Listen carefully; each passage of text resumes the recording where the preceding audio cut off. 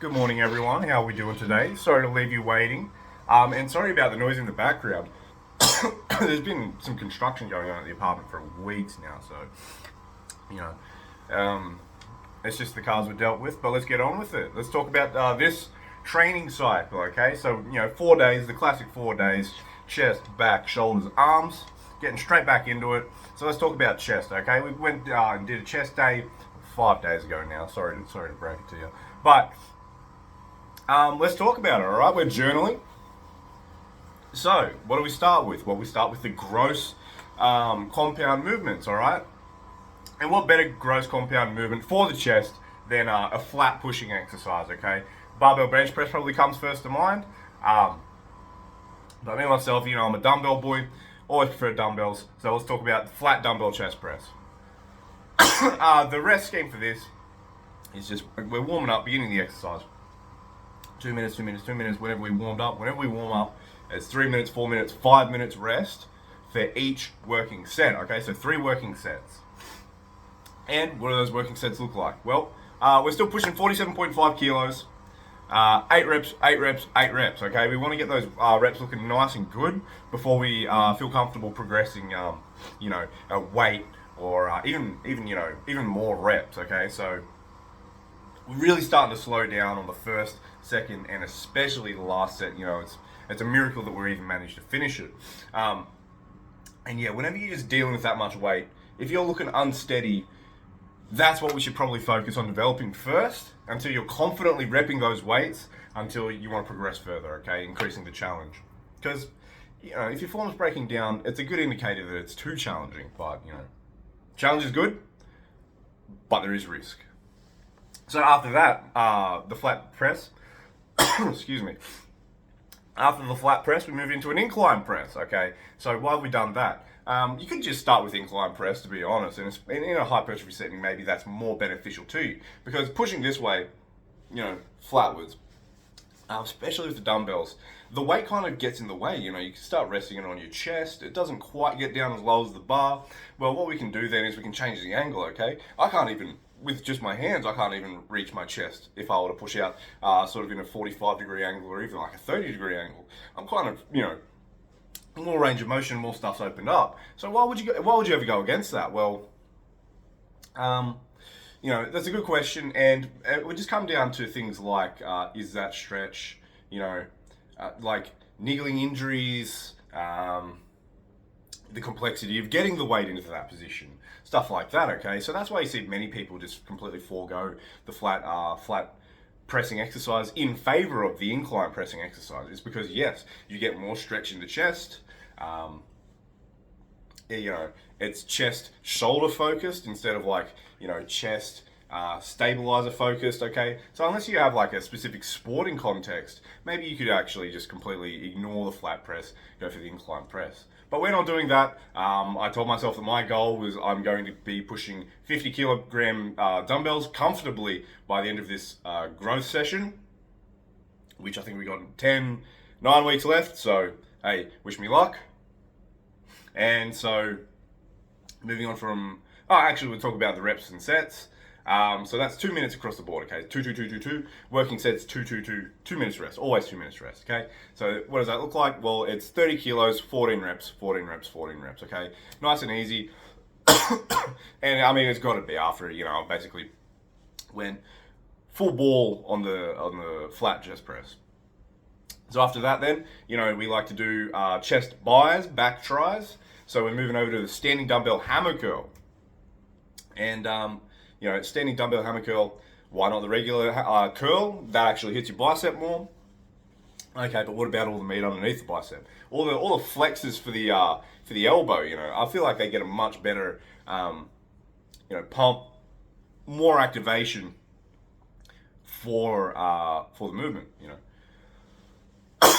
So that's why the weights start to get a bit ridiculous, okay? I could probably comfortably bicep curl maybe 15s, 75s.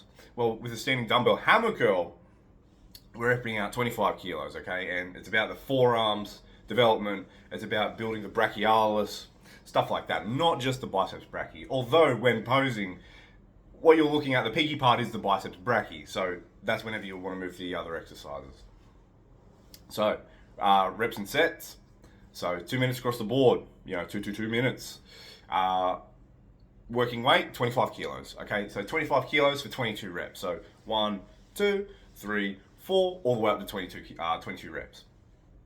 Moving on then. So we're hitting biceps. Finish off the biceps with a burner, okay? Now we're moving on to the biceps brachii.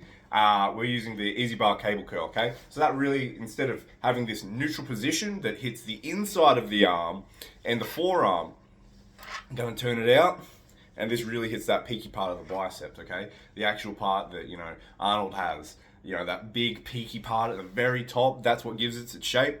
That's what we're going to be hitting. Easy bar cable curl gives you that opportunity. So, reps and sets, working weight anyway, 21.5 kilos. Now this is on the cable, okay? Cable resistance will vary just based on where in the pulleys,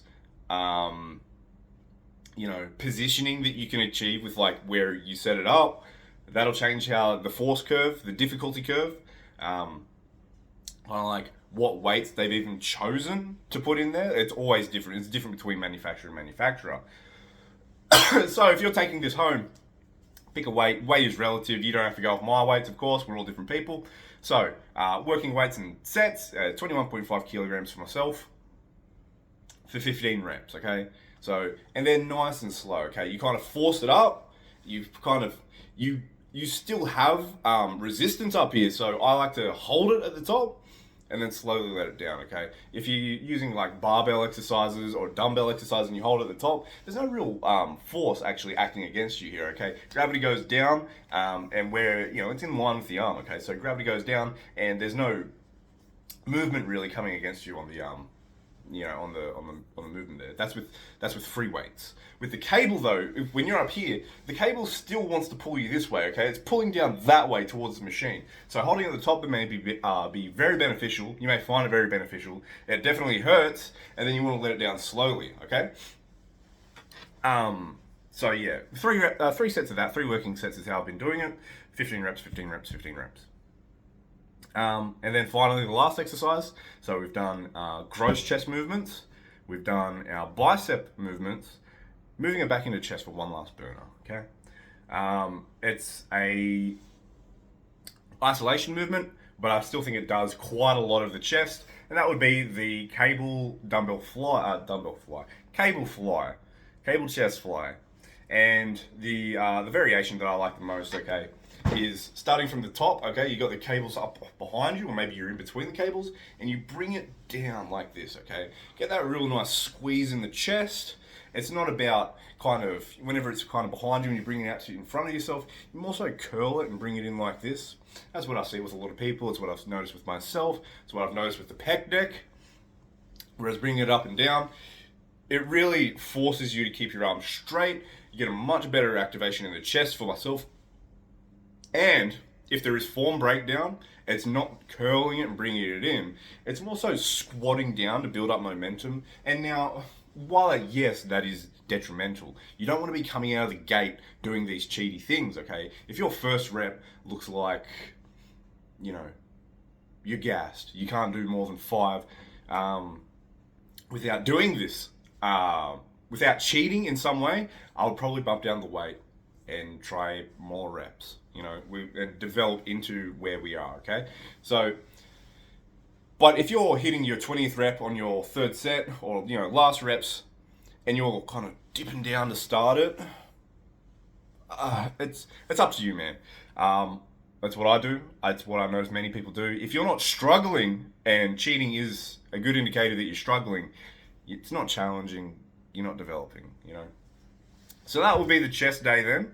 After that, just coming home, all that good stuff. This is quite a few days ago. I do apologize. Kind of starting work in a clinic, all that good stuff. I've just been busy, I know these videos definitely don't seem too hard to make, but it's just finding the time for myself, We'll find that routine, and I'll keep this journal going. Hopefully you guys learned something. Follow me on Instagram, same name. You're probably from Instagram, so thank you very much for that. And you have a good night.